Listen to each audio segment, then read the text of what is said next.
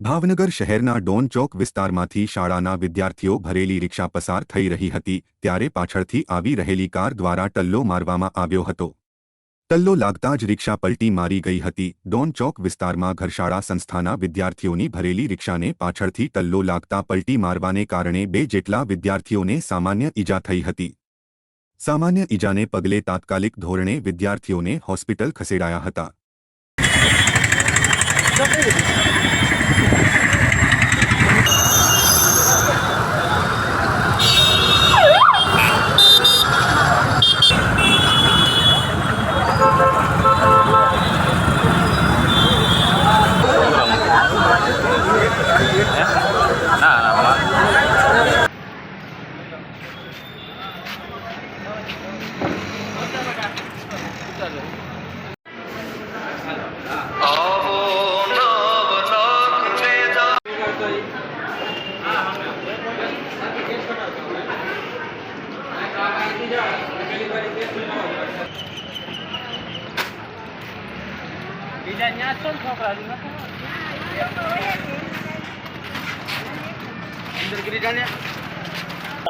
મારું નામ હનીફભાઈ ઉર્ફે અલ્લીભાઈ, સ્કૂલમાં મને અલ્લીભાઈ તરીકે ઓળખાય છે।